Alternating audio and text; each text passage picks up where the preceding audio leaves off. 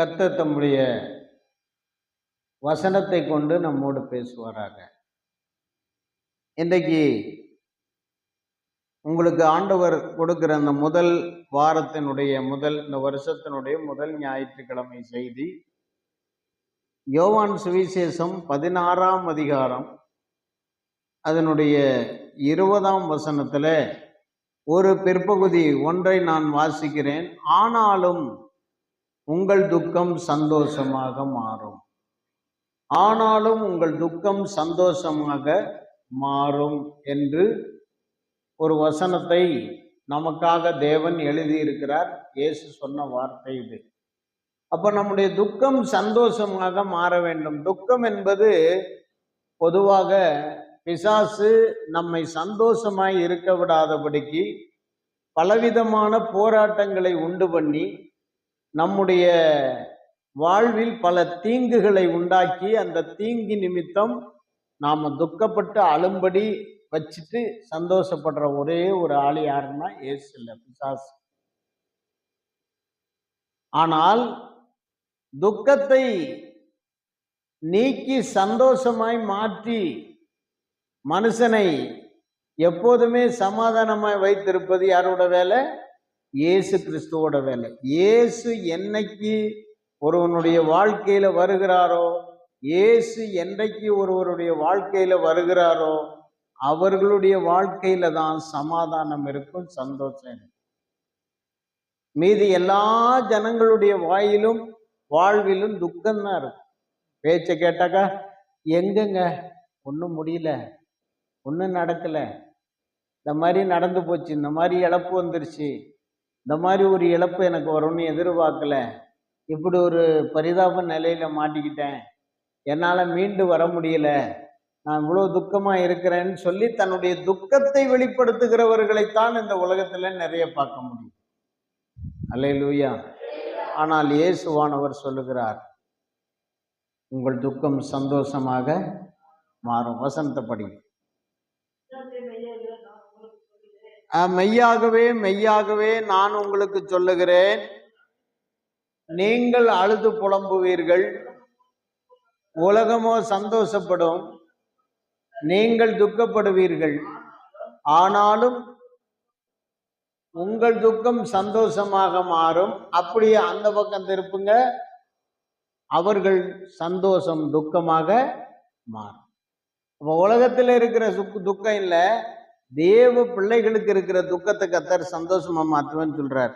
இப்ப என்ன நான் சொல்ல போறேன்னா, நம்முடைய வாழ்க்கையில ஏற்படுகிற துக்கங்கள், எந்தெந்த துக்கத்தை தேவன் சந்தோஷமாக மாற்றுகிறார். அல்லேலூயா.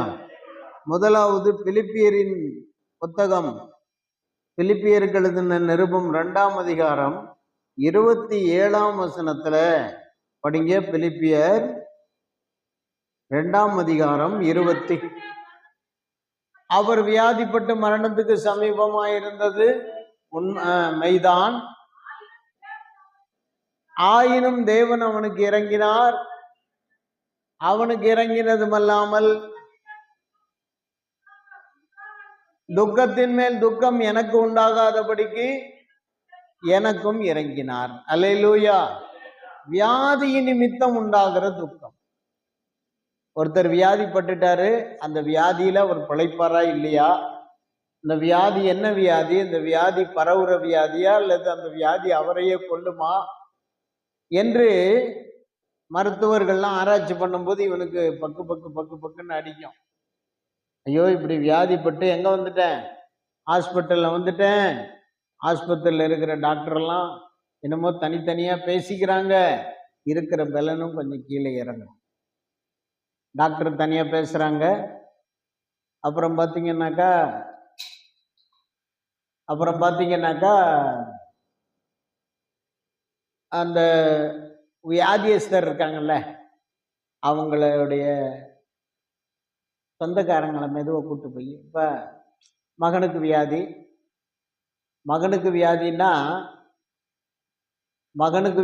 என்ன பண்ணோம், தாயை கூட்டு போய் இல்லை தகப்பனை கூட்டு போய் டாக்டர் பேசுறாரு, என்னமோ பேசுறாரு. இதை யார் பார்க்குறா? பேஷண்ட்டு பார்க்கும்போது எப்படி இருக்கும்? துக்கமா இருக்கும். ஐயோ நான் பிழைப்பனோ இல்லையோ தெரியலையே என்ற துக்கம். இப்படி அங்கே தீமோத்தேயு குறித்து பவுல் சொல்லுகிறார். அவன் மரணத்துக்கு ஏதுவான துக்கம் அடைந்த மரணத்துக்கு ஏதுவாக அவன் சமீபித்தது உண்மைதான். ஆனாலும் ஆண்டவர் என்ன செய்தார்? அவனுக்கு இறங்கினார். அவனுக்கு மாத்திரமல்ல, எனக்கு துக்கத்தின் மேல் துக்கம் வராதபடிக்கு எனக்கும் இறங்கினார். அப்ப பாருங்க, ஒரு வியாதியினால் உண்டாகிற துக்கத்தை ஆண்டவர் மாத்துறார். டாக்டர் ஏதோ வியாதிக்கு மருந்து கொடுத்து வியாதியை மாத்துறாங்க.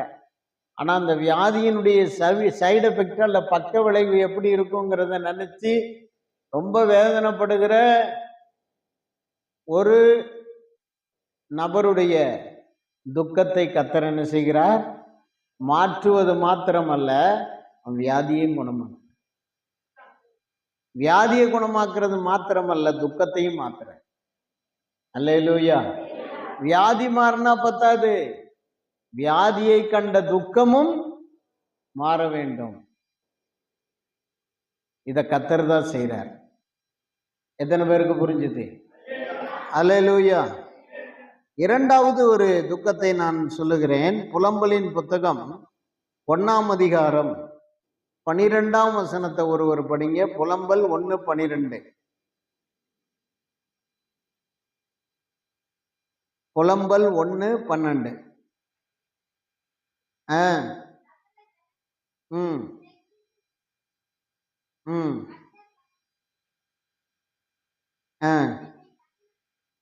கர்த்தர் தமது உக்கிரமான கோபம் உண்ட நாளிலே என்னை சஞ்சலப்படுத்தினதினால் எனக்கு உண்டான என் துக்கத்துக்கு சரியான துக்கம் உண்டோ என்று என்னை நோக்கி பாருங்கள். அல்லேலூயா. தேவன் என்னை சஞ்சலப்படுத்தி இருக்கிறது, அதனால உண்டான துக்கம். சில வேளை தேவன் நம்மை சஞ்சலப்படுத்துவார். எப்போதும் நம்மளை சந்தோஷமா வச்சிருந்தா நம்ம என்ன செய்ய மாட்டோம்? ஒழுங்கா நல்வழியில சரியான பாதையில சரியான ஸ்பீட்ல ஓட மாட்டோம். அதிக உற்சாகம் வந்துருச்சுன்னா கண்டமான ஓடி எங்கேயாவது பள்ளத்துல விழுந்து முட்டியை உடைச்சுக்குவோம். அதிகமான துக்கம் வந்துருச்சுன்னா எங்கேயாவது போய் முடங்கி ஓட்டத்தை ஜெயமா ஓட மாட்டோம்.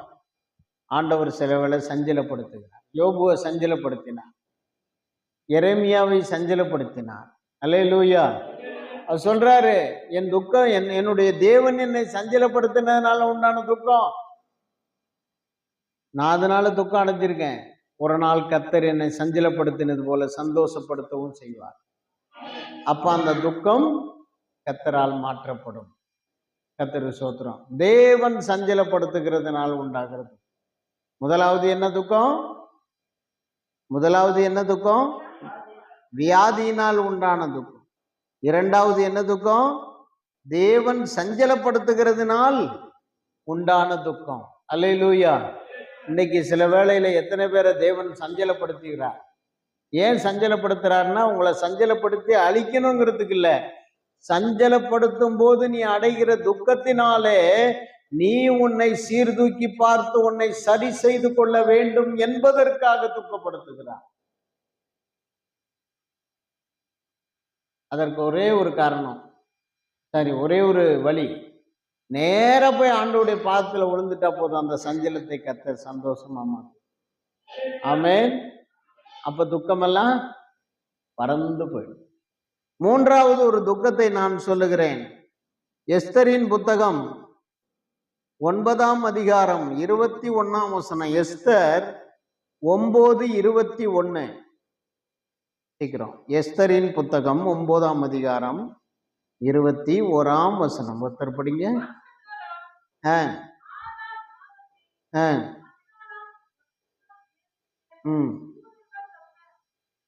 யூதர்கள் தங்கள் பகைஞருக்கு நீங்களாக்கி இளைப்பாறுதல் அடைந்த நாட்களாகவும் அவர்கள் சஞ்சலம் சந்தோஷமாகவும் அவர்கள் துக்கம் மகிழ்ச்சியாகவும் மாறின மாதமாகவும் ஆசரித்து. அல்லேலூயா. இந்த யூதர்களுக்கு ஒரு ஆதார மாதம்னு ஒரு மாதம் இருக்கு. அந்த மாதத்துல அவர்கள் என்ன செய்கிறார்கள்? தங்களுடைய பகைஞருக்கு கர்த்தர் தங்களை விலக்கி பாதுகாத்த, விலக்கி ரட்சித்த அந்த நாளை அவர்கள் சஞ்சலம் சந்தோஷமாக மாறின, துக்கம் மகிழ்ச்சியாக மாறின நாளாக கொண்டாடுகிறார்கள். அல்லேலூயா. இப்ப உங்களுடைய வாழ்க்கையில பலவிதமான எதிரிகள் உண்டு. அந்த பலவிதமான எதிரிகளால நீங்கள் படுகிற உபத்திரவங்கள், நெருக்கடிகள், நசுக்குதல்கள், உங்க வாழ்க்கையில ஏற்பட்டிருக்கிற பலவிதமான இன்னல்கள் உங்களுக்கு தான் தெரியும், எனக்கு தான் தெரியும். அல்லேலூயா. அவருடைய சத்துருக்களால் அவர்கள் அடைகிற நெருக்கம். இப்ப யூதர்களை சுத்தமா டோட்டலா 127 நாட்டிலையும் வச்சு அழிச்சு தள்ளிடணும் அப்படின்னு பிளான போட்டு ஆமான் என்ன பண்ணிட்டான்? ராஜாவுடைய கையில இருந்து முத்திரை மோதிரத்தால முத்திரையும் போட்டு வாங்கி எல்லா தேசம், அகாஸ்வேரு ராஜா ஆளுகிற அனைத்து தேசத்துக்கு அனுப்பிட்டான். அனுப்பி எல்லாரும் யூதர்கள் மேல யூதர்கள் மேல வன்மமாய் இருந்த அந்த நாளை எதிர்பார்த்து கொண்டு இருக்கிறார்கள். ஒரு குறிப்பிட்ட நாள் சொல்லியிருக்கான். இந்த நாள்ல யூதர்கள் எங்க கண்டாலும் என்ன செய்ய? கொன்று போடு. ஏன்? யூதர்கள் இயேசுவை நம்புகிறதுனால, யூதர்கள்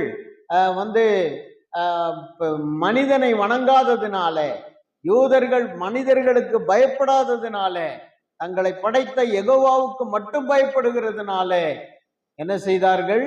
மனிதனை எல்லாரும் அந்த தண்டனிட்டு பணியும் போது இவன் அந்த மொர்தெகாய் மட்டும் பணியலைங்கிறத வச்சுக்கிட்டு, மொர்தெகாய் என்கிற ஒரு மனிதனை மாத்திரம் குறிக்கோளாய் வைத்து அந்த உலகத்துல அந்த 127 நாட்டுல இருக்கிற யூதர்கள், ஆண்டோடைய பிள்ளைங்க, தேவனால் தெரிந்து கொள்ளப்பட்ட ஜனம், அவங்கள மொத்தமா அழிங்கடான்ட்டான். யாரு? ஆமான். ஆனால் அந்த நாள் வருவதற்கு முன்பாகவே அவன் அழிஞ்சு போனான். அல்லேலூயா. அந்த நாள் வருவதற்கு முன்பாக, யூதர்களை அழிக்கிற நாட்கள் வருவதற்கு முன்பாகவே கட்டளம் மாறி பிறந்தது. எல்லா இடத்துக்கும் அஞ்சல்காரர்கள் கொண்டு போனார்கள். யூதர்கள் எல்லாம் இந்த நாளை சந்தோஷமும் மகிழ்ச்சியுமாக பண்டிகையாக கொண்டாடு ஆதார மாதத்தை அதுக்கு தான் தெரிந்தெடுத்தாங்க. பாருங்க, உங்கள் சத்துருக்களை தேவன் நிக்கிரகம் பண்ணின, உங்களை சந்தோஷப்படுத்தின நாளை, உங்கள் துக்கம் சந்தோஷமா மாறின நாளை நீங்க நினைவு கூற வேண்டும். இதில் எதனால அந்த துக்கம் மாறுது? சத்துருக்களை தேவன் நிக்கிரகம் பண்ணுகிறதுனால. சத்துருக்களுக்கு எதிராக, நமக்கு எதிராக அவன் தொடுத்த போற அவனுக்கு எதிராக தேவன் மாற்றி அவனை ஒண்ணுமில்லாம ஆக்குறதுனால நம்முடைய வாழ்க்கையில உள்ளத்தில் இருந்த துக்கம் மாறுகிறது. ஆமென். அல்லேலூயா. அல்லேலூயா. கர்த்தருக்கு ஸ்தோத்திரம்.